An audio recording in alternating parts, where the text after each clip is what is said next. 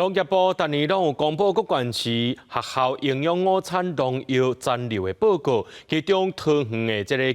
及格率呢是6都内面吊车尾。桃园市农业局表示，讲因拢有加强自主抽检，针对着无及格食材呢，除了会请生产的县市政府照农药管理法采取以外，也会通知这教育局要求着团线业者要停止使用不合格食材。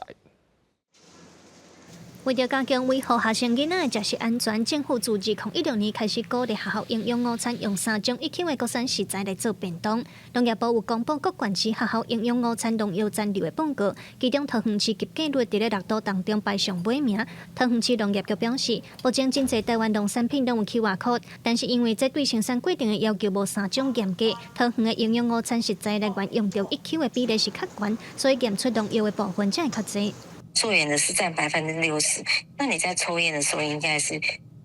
溯源的这部分要抽60%，你的食材比例是多少？那你在抽验这个农药的时候，你就要按照这个比例来抽。我们有7件不合格，那在 QR code 溯源的部分就有占了6件。桃园农业局嘛指出，目前各地方政府在抽检食材来源比例是拢无共款，有的有机验较济，有的 CAS 验较济，安尼农药残留的排名都会有问题。兵团是讲，在食材的部分，若是通用3小努力标准以上的食材较安全，嘛呼吁中央要提出较一定的抽检规范。我举例好了，譬如说某个县市它抽的比例 Q 的比例是较高的，那它抽检不过的频率的比率风险就较高。